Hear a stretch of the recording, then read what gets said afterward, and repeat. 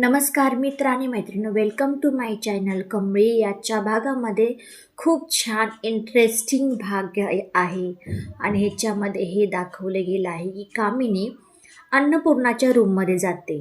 काय ग म्हातारे, तुझे किती दिवस राहिलेत आता?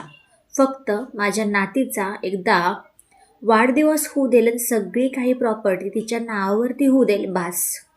तुमच्या म्हातारीचं चांगलंच काम तमाम करतो असं काही बोलते ती आणि अन्नपूर्णाला बेडवरनं उठवून उभा करते. म्हातारे, बघू बरं, तुला चालता येतंय का, उभं राहता येतंय का? असं अलगद उभा करून तिला सोडून देते अन्नपूर्णाला आणि अन्नपूर्णा तिथेच खाली पडते जमिनीवरती. आणि ते बाबा तिच्याकडे पाहत राहतात. आरडाओरडा न करता करू नयेत म्हणून कामिनी पटकन बाबांच्या तोंडावरती हात ठेवते. म्हाताऱ्या, शांत बस. तू रडण्याशिवाय दुसरं काहीही करू शकत नाही, कोणालाही बोलवू शकत नाही. तुझ्या बायकोची ही अवस्था आणि तुझी ही अवस्था करून आम्ही आमचा बदला घेतलेला आहे. असं काही म्हणत असताना तोपर्यंत ते नयनतारा टेबलवरती नाश्त्यासाठी बसलेले असते. सरूही समोरच असते. नयनताराचं लक्ष जातं पेपरवरती.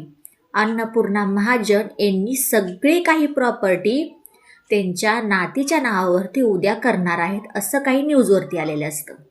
नयनतारा म्हणते, अहो सरू मावशी, तुम्हाला माहिती आहे का ह्या कोण आहेत? अन्नपूर्णा महाजन ज्या आपल्या घरी आल्या होत्या त्या उद्या सगळी काही त्या मूर्ख अनिकाच्या नावावरती प्रॉपर्टी करणार आहेत. सरू हे पाहता क्षणी खूप आश्चर्यचकित होते. नयनतारा म्हणते, ते मूर्ख अनिकाच्या नावावरती जर प्रॉपर्टी झाली ना, सगळं काही त्याचं उद्ध्वस्त होईल. जे काही राजन आणि अन्नपूर्णा मॅडमनी जे काही त्यांचं मान सन्मान पैसा पाणी सगळं काही आतापर्यंत कमवलंय ना, ते मूर्ख अनिका, कामिनी आणि रागिणी हा उद्ध्वस्त करायला वेळ लावणार नाहीत. तोपर्यंत हे सगळं सरू ऐकता क्षणी खूप घाबरते आणि तिच्या डोळ्यातून अश्रू येतात. अन्नपूर्णा म्हणतात, सरू मावशी काय झालं हो, रडताय का? काही नाही हो, जरा मी ऐकलं ना त्याच्यामुळे मी जरा भावूक झाले, जरा इमोशनल आणि भावूक जरा आहे माझा स्वभाव. असं काही म्हणते. किचनमध्ये जाते. विचार करते की मला काहीही झालं तर माझ्या सासूला नवऱ्याला त्यांच्या जाळ्यातून मला वाचवलं पाहिजे. कारण की ही कामिनी, रागिनी, अनिका अशा काही आहेत ना जी त्यांना उद्ध्वस्त केल्याशिवाय राहू शकत नाही. आत्तापर्यंत मी माझ्या कमळीसाठी शांत होते, पण आता नाही राहू शकत. कारण मी माझ्या कमळीला लवकरात लवकर सगळ्यांसमोर आणून आणि मीही स्वतः त्यांच्यासमोर आता जाणार. मी घराच्या बाहेर पडू तरी कशी पडू? अन्नपूर्णा मॅडमनी मला भेटायला तर त्यांना जायचंच आहे, पण नयनतारा मॅडमने सांगितलं आहे घराच्या बाहेर पडायचं नाही. तिथे एक मेड असते किचनमध्ये उभी. मावशी, मला ना बाहेर जायचं आहे, खूप म्हणजे खूप जरुरी काम आहे. खूप नाही गेले ना खूप भयंकर असं काहीतरी घडेल हो. ती म्हणते, जा तुम्ही, तुमचं खरंच काम आहे ना खूप, तर तुम्ही जावा आणि ते काम करून या, पण घरी या लवकर बरं का. नयनतारा मॅडमला कळालं नाही पाहिजे. सरू आपली लगबगीने इथे मंदिरामध्ये जाते. देवी आई, तूच मला सांग, मी कमळीपाशी जाऊ का नको जाऊ, किंवा त्यांच्या घरी जाऊ का नको.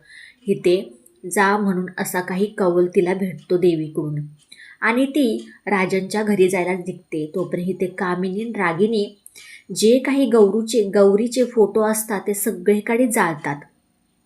राजन पाहताच क्षणी तर गौरीचे फोटो कुठेही घरामध्ये नसतो. पाहतो तर काय, गौरीचे फोटो ह्या दोघी जणी मायालेकी जाळतात. हे पाहताच क्षणी राजन खूप चिडतो. रागिनी असं खूप जोरात चिडतो. रागिनीच्या एकदम पायाखालची जमीनच सरकते.